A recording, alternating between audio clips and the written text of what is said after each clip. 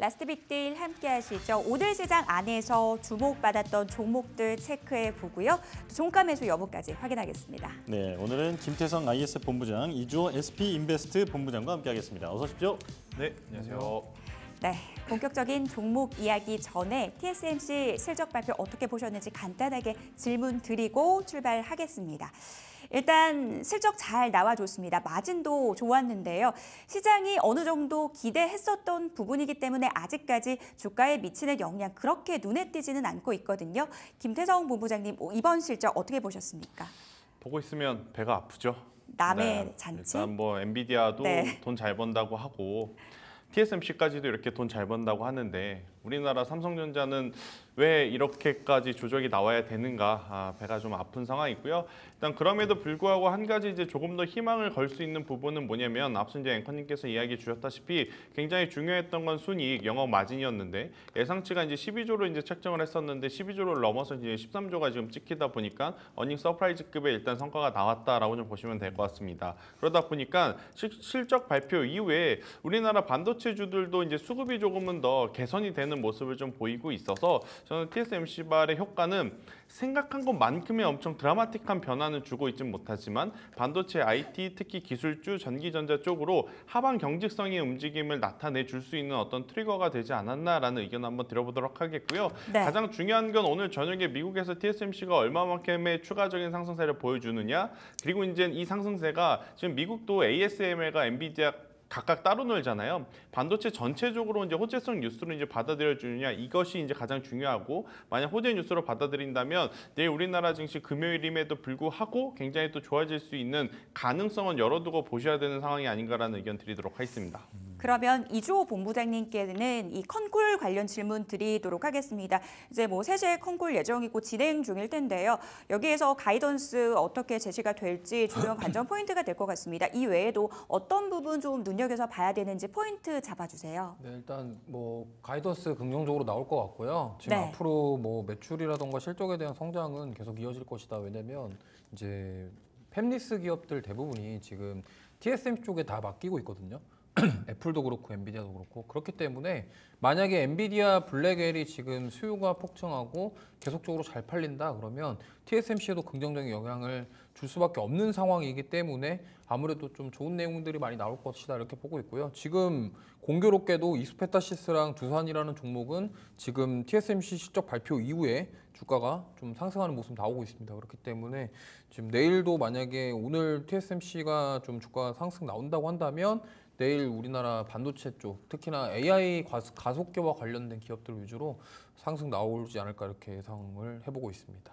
네, 실적 발표 이후에 관전 포인트 잡아봤습니다. 이제 종목 이야기로 넘어가 보도록 할게요. 오늘의 첫 번째 종목은 HD 현대말린 솔루션입니다. 이 종목에 대한 두 분의 의견 바로 들어보겠습니다. 두 분 모두 종가 매수 의견 주셨거든요. 김태성 본부장님 의견부터 들어볼게요. 네, 일단 뭐 오늘 시선 자체가 사실은 조선주라든지 관련 기업들에게 뭐 크게 관심을 가질 만한 일정은 없었습니다. 왜냐하면 이제 오늘 모든 어떤 투자자분들의 시선은 방금 우리가 이야기했었던 반도체 쪽으로 좀 쏠리고 있다 보니 하지만 이제 반도체가 살아나면서 2차 전지라든지 제약바이오는 수급이 빠지는 현상이 나타나고 있는데 오히려 이제 조선이라든지 조선 기자재 쪽은 여전히 수급의 탄탄함을 지금 보여주고 있는 상황이라서 만약 오늘 종가 베팅을 한다면 변동성을 생각하시는 분들은 뭐 반도체가 땡기시겠지만 안정성을 좀 구가하신 분들 같은 경우에는 이 HD 현대 마린 솔루션도 포트에 혹은 이제 관심 리스트에 좀 올려놓고 보셨으면 저는 좋겠다라고 생각이 들고 있습니다. 가장 중요한 건 FSRU라고 하는 시장 점유율의 증가인데 이게 뭐냐? 이 액체의 LNG 선을 어떻게 보면 이제 보관을 했다가 지상에 이 LNG 선이 이제 필요하다라고 하면 LNG를 공급해주는 터미널이라고 좀 보시면 될 것 같은데요. 지금 이 FSRU에 대해서 우리나라 국내 점유율 자체가 50%가 넘어가는 상황이고 거기에 이제 다수가 지금 HD 현대 마린 솔루션의 기술이 지금 들어가고 있는 상황이라 점차 실적이라든지 영업이익률은 더 좋아질 요소들이 굉장히 많다라고 좀 말씀드릴 수 있을 것 같고요. 그러니까 동급의 LNG 선박을 건조하는 것보다 이 동급의 FSRU 이런 터미널을 건조를 하는 게 더 고부가 가치 어떤 제품이라고 보시면 될 것 같습니다. 똑같은 기간에 똑같은 어떤 규모의 크기를 건조를 하더라도 이제 FSRU를 건조를 했을 경우에는 LNG 기존의 LNG 선박보다 1,200억 정도 더 마진율이 남는다라고 이야기를 하고 있기 때문에 아마 HD 현대 마린솔루션도 올해 우리가 이제 달성하겠다라고 하는 목표를 이렇게 되면 초과 달성할 가능성이 굉장히 높아진 상황이라서 만약 여러분들이 조선 기자재 쪽에 새로운 얼굴들을 좀 보고 싶다라고 하시면 이 기업을 꼭 보셨으면 좋겠다 생각이 들고 있고요. 네. 기존에는 HD 현대 라인 혹은 삼성 라인 이렇게만 좀 밸류 체인이 걸려 있었는데 최근 또 이 기업이 중동 쪽으로 수출이 좀 늘어나고 있는 모습을 좀 보이고 있어서 저는 해외 매출의 비중도 커지고 있는 HD 현대 마린솔루션 같이 보자라는 의견을 한번 드려보도록 하겠습니다. 네, 지금 변동성이 좀 나오고 있는 반도체 쪽에 관심이 쏠릴 수 있는데 그래도 성장 모멘텀이 확실한 HD 현대 마린솔루션에 관심을 가져보는 것도 좋을 것 같다 말씀을 해주셨습니다. 자, 다음 종목 오늘 뜨거웠던 종목이죠. 우리 기술 살펴보도록 하겠습니다. 지금 원전주가 급등하다가 지금 윗꼬리를 달고 좀 많이 내려온 상황인데 우리 기술 두 분의 의견 바로 들어보겠습니다. 자, 여기서 엇갈리네요. 이주 본부장님부터 들어볼게요. 네, 일단 뭐 원전주들 오늘 갭상승한 이후에 또 음봉으로 좀 마감하는 종목들이 많은데 저는 어쨌든 상승 모멘텀은 아직 계속 유효하다라고 생각을 합니다. 특히나 우리 기술 같은 경우는 이 제어 예측 설비 그러니까 이제 MMIS라는 부분인데요. 이 SMR 개발에도 참여를 하고 있고 실제로 우리나라 신한울 140이랑 이제 신고리 569기 공급하고 있는 기업입니다. 그렇기 때문에 이 기술을 바탕으로 앞으로 만약에 SMR이라던가 원전 관련주들 계속적으로 뭔가 상승 모멘텀이 나와준다고 한다면요. 이 기술력을 가지고 있는 기업이 상승할 가능성이 높기 때문에 저는 오늘 조금 이렇게 음봉이 좀 나왔지만 그래도 이렇게 거래량이 그렇게 많이 나온 건 아니기 때문에 아직까지는 괜찮다라는 관점으로 종가 매수 한번 해보셔도 괜찮다라는 말씀 드려보고 싶습니다. 네, 원전 성장 모멘텀 여전히 유효하다 말씀을 해주셨고요. 김태성 본부장님은 X를 드셨네요. 네. 일단 우리 기술이 가지고 있는 기술력에 반감을 가지고 있는 것은 아니고요. 네. 일단 오늘 아침에 마감한 미증시의 이 원전 내용을 좀 잘 살펴보면 대형 원전에 대한 이야기는 없었습니다. 그러니까 이제 소형 원전, 우리가 SMR이라고 많이 부르는 이 기술에 조금 더 집중 그리고 특화되어 있는 기업을 저는 투자를 하는 게 맞지 않을까라는 생각이 들어서 물론 지금 원전하면 우리는 SMR도 챙기고 있지만 체코 원전에 대한 혹은 이제 뭐 해외 원전에 대한 수출 이야기 그러니 대형 원전에 대한 가능성을 좀 열어두고 있는 상황이잖아요. 그러다 보니까 우리 기술이라든지 다른 여러 가지 원전주들도 저는 살펴보시는 것도 맞다라고 생각을 하지만 만약 SMR 쪽에 조금 더 이제 특화되어 있는 기업을 골라야 된다라고 하면 두산 에너빌리티는 당연히 빠지면 안 된다 생각이 들고 있고요. 저는 이제 대안이 될 수 있는 기업으로는 이제 BHI라고 하는 기업을 여러분들이 한 번쯤은 꼭 체크를 해보셨으면 좋겠다 생각이 들어요. 일단 BHI 같은 경우에는 현재 시가총액이 3천억이 조금 넘어가는 상황인데 지금 이 기업이 이 원전이라든지 HRSG 같은 기술을 가지고 받아는 수주 잔고 자체가 8,500억이 넘습니다. 그러니까 본인의 시가총액보다 어떻게 보면 3배 이상의 수주 잔고를 이미 받아 있는 그러한 기업이기 때문에 저는 이쪽에 대한 관심도도 저는 높여가도 괜찮지 않겠나라는 의견을 조심스럽게 드리도록 하겠습니다. 대안주인 BHI에 대한 의견까지 들어봤습니다. 하이로닉으로 넘어가 보도록 할게요.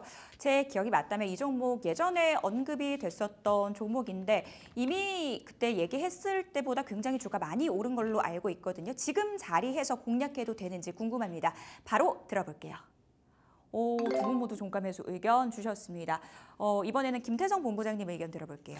네, 일단 제가 지난 9월 초에 한번 이야기를 드렸었는데 그 이후에 이제 굉장히 좀 시세가 좋았다가 다시 이제 공략할 수 있는 구간대에 이제 내려왔기 때문에 네. 저는 재공략을 했으면 좋겠다라는 생각이 들어서 하이로닉을 오늘 한 번 더 좀 강조를 드리고 싶은데 어떻게 보면 실적 시즌에 맞춰서 사실 반도체 부담스럽고요. 2차 전지 이러다가 역시나라는 소리를 들을 가능성이 좀 높아졌고 또 오늘 반도체가 강하다 보니까 제약바이오에서 수급이 좀 빠지고 있죠. 근데 지금 화장품 쪽 혹은 피부 미용 의료기기 쪽은 약간 나홀로 다른 세상에 있는 그런 좀 섹터라고 인식을 하시면 될 것 같습니다. 화장품은 여전히 지금 뭐 속도는 떨어졌지만 좋은 모습을 보이고 있고 여기에 최근 피부 미용 클래시스 비율 좋은 모습 보이고 있고 또 이제 톡신 쪽 보면 휴젤, 뭐 메디톡스 이런 쪽들이 너무 좋은 모습을 보이고 있어서 저는 이제 이것의 좀 확장판이라고 볼 수 있는 있는 중소형 라인을 좀 살펴봤을 때 하이로닉을 한 번 더 좀 체크를 하셔야 된다. 당시 이제 하이로닉 같은 경우에는 작년 같은 경우 중국 매출이 너무 많았기 때문에 올라가지 못했죠. 하지만 최근에 중국의 매출이 개선이 된다라고 하면 이런 키워드로 올라가는 종목이 있습니다. 대표적으로 비올도 그렇고요. 그렇기 때문에 하이로닉이 이제는 이 중국 시장의 단점이 아닌 장점으로 부각이 될 수 있는 시점에 도래했다 이렇게 설명드릴 수 있을 것 같고요. 또 이제 이 마이크로 니들이라고 하는 기술을 적응층들이 계속해서 확장되어 가고 있는 것 같아요. 최근에 이제 치매 치료에까지도 도입이 가능하다라는 이야기가 좀 나오고 있어서 어떻게 보면 뜬구름 잡는 이야기이겠지만 제약바이오 혹은 이쪽에서 이런 기술력을 가지고 미래에 대한 기대감을 또 가질 수 있는 그런 부분들이 있기 때문에 저는 단기 반발세를 조금 더 이용해 본다라고 하면 하이로닉도 다시 한번 우리가 공략할 수 있는 구간에 들어오지 않았나라는 의견 드리도록 하겠습니다. 과거의 리스크가 이제는 상승 제로로 활용될 수 있다라는 부분들 언급 주셨어요. 이주호 본부장님 어떤 의견이세요? 네, 저도 뭐 말씀 다 하셔가지고 네. 할 말이 없는데 일단 그 직속 초음파 관련돼서 네. 이제 알츠하이머 치료와 관련이 있다라는 소식이 좀 나왔는데요. 그래도 어제 오늘 윗꼬리가 좀 달리고 있습니다만 제가 봤을 때는 단기 시세는 충분히 가능하지 않을까. 그리고 저번에 하이로닉 말씀하셨을 때 제가 X 했었는데 이제는 거래량이 좀 동반되면서 올라오기 때문에 조금 보셔도 되지 않을까 이렇게 말씀드리겠습니다. 네, 자 하이로닉 두 분 다 종가 매수 의견을 이번에는 좀 합의를 보셨고요. 자 다음 종목 보겠습니다. 가온전선인데 지금 아마존의 원전 투자 소식 때문에 원전주도 올랐지만 전력기기 그리고 전력 인프라 관련 주들도 급등하고 있습니다. 자 가온전선 이 종목의 종가 매수 의견 들어보겠습니다. 두 분 다 자신 있게 동그라미 들어주셨고요. 자 김태성 본부장님부터 들어볼게요. 네, 일단 뭐 오늘 원전주들이 조금 아쉽긴 하죠. 그러니까 굉장히 좋은 출발을 보였다가 장 후반부에 좀 밀려 내려가는 모습들을 좀 보이면서 하지만 이 전선주들 같은 경우에는 오히려 반대의 모습을 좀 보이고 있습니다. 장 출발할 때는 생각보다 약했지만 후반부로 갈수록 지금 좋아지는 모습을 좀 보이고 있어서 이 전선주들에 대한 여전히 관심은 필요하다. 특히나 그도 그럴 것이 TSMC가 실적이 이렇게 좋으면 ASML의 어떤 주가의 조정 혹은 이제 이 반도체 섹터의 불확실성은 빠르게 사라질 가능성이 높다 생각이 들어요. 여전히 데이터 센터고 여전히 HBM이고 여전히 엔비디아다라는 또 심리가 살피어지게 되면 결국 이제 전력 수급에 대한 이야기들이 많이 나올 수밖에 없을 것 같아요. 그래서 저는 전선주들 가장 최근에 보면 조정을 조금 길게 받은 상황이거든요. 특히 가격 조정이 아니라 기간 조정을 받은 상태라서 투자자분들이 추가 매수를 하시든지 아니면 새로운 신규 매수를 하시든지 저는 부담 없는 자리에 모두 다 안착되어 있다라고 좀 말씀드릴 수 있을 것 같아서요.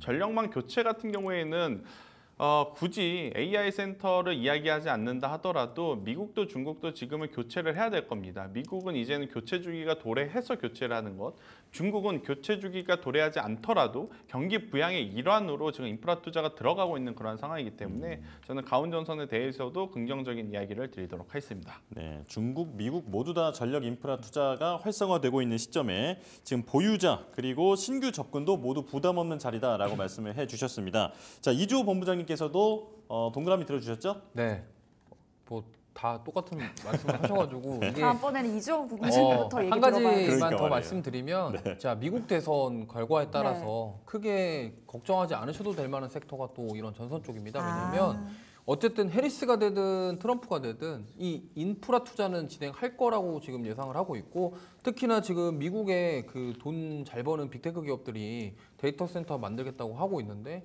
지금 미국 정부에서도 그거를 반대할 명분이 없습니다. 해리스가 되든 트럼프가 되든 그러면 너네들이 돈을 잘 벌기 위해서 우리가 국가적으로 인프라 구축해줄게 이런 느낌으로 간다고 한다면 전선주들이 오히려 수혜를 받을 가능성이 높기 때문에 저는 뭐 지금 가격적인 부담감도 많이 덜어냈고 최근에 좀 좋은 흐름 나오고 있기 때문에 지금 뭐 전력기기, 전선, 막 AI 데이터 센터 이렇게 다 골고루 지금 올라가고 있잖아요. 만약에 AI 반도체가 다시 한번 부각된다고 한다면 이쪽에서도 시세 한번 줄 가능성이 높기 때문에 종가 매수 하시기에 부담 없다라는 말씀 드려보겠습니다. 미 대선과 이 여러 가지 불확실성 대두될 수 있는데 이와 좀 무관하게 갈 수 있는 종목이다라는 점에서 또 특장점에 대해서 설명을 해주셨습니다. 컨텐츠 관련주에 대해서 또 한 종목 보도록 하겠습니다. 쇼박스 확인해 보도록 할 텐데요. 조진영 앵커는 오징어 게임 재밌게 봤어요? 정말 재밌게 봤죠. 이제 곧 오징어 게임 2가 공개가 그러니까요, 된다고 한던데 이 종목 기대감 덩달아 높아지고 있습니다. 두 분의 의견 들어보겠습니다. 두 분 모두 조가 매수 의견 주셨어요. 이조 본부장님 의견 들어볼게요. 네, 이 종목은 지금 사실 쇼박스는 이제 올해 1분기 때 파묘가 1000만 영화를 달성하면서 좀 흥행을 했었고 지금 2017년 이후에 지금 올해 매출이 1000억이 넘을 것으로 지금 예상을 하고 있답니다. 어쨌든 지금 쇼박스가 자체 배급 제작을 했던 그 영화가 흥행을 했고 지금 11월 달에 박신양 씨 주연인 오컬트 영화 사흘이라는 영화가 또 개봉 예정이고요.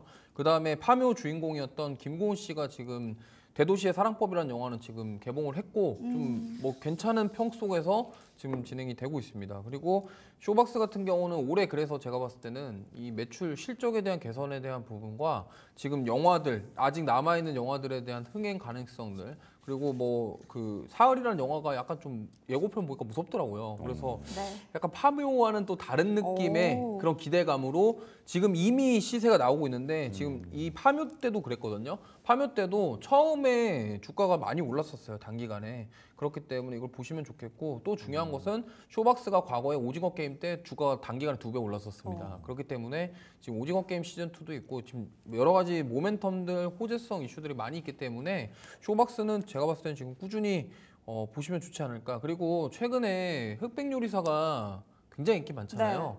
근데 그걸 통해서 대기업에서 마케팅 활용도 많이 하는데 그게 흑백 요리사 제작 자체가 IP가 넷플릭스에 오로지 100% 다 있습니다. 무슨 말이냐면 그 드라마 제작에 대한 지원, 그러면 출연료 이런 것들 다 넷플릭스에서 줬어요. 네. 그럼 지금 콘텐츠리 중앙이 이제 산하의 스튜디오 룰루랄라 쪽에서 그걸 제작을 했는데 콘텐츠리 중앙 주가 안 오르잖아요. 그게 왜 그러냐면 IP 자체를 넷플릭스에 갖고 있으니까 돈이 안 들어오니까 그런 거고 지금 쇼박스가 지금 만드는 제작하는 영화들은 다 IP 자체를 뒤쪽에서 갖고 있기 때문에 제가 봤을 때 흥행을 한다 그러면은 조금 괜찮지 않을까 이렇게 생각을 하고 있기 때문에 네. 쇼박스 보시면 좋을 것 같습니다. 김태성 본부장님도 간단하게 코멘트 부탁드릴게요. 네, 결국 뭐 게임도 그렇고 영화도 그렇고 OTT 플랫폼 같은 경우에는 우리가 이제 기다리는 어떤 신작 일정에 따라서 충분히 시세를 낼 수 있는 그런 부분들이 있기 때문에 지금 저는 쇼박스 저도 이조 본부장만큼 사흘이라고 하는 이 작품에 대해서 조금 기대감이 있는 상황. 그리고 이제 이러한 작품들이 뭐 200만, 300만, 500만 넘어갔다는 뉴스가 나올 때마다 한번 시세가 나올 가능성이 높거든요. 그렇기 때문에 저는 긍정적으로 지금은 봐도 괜찮다라는 의견 드리도록 하겠습니다. 네, 알겠습니다. 저희는 마감 지보 듣고 돌아오겠습니다.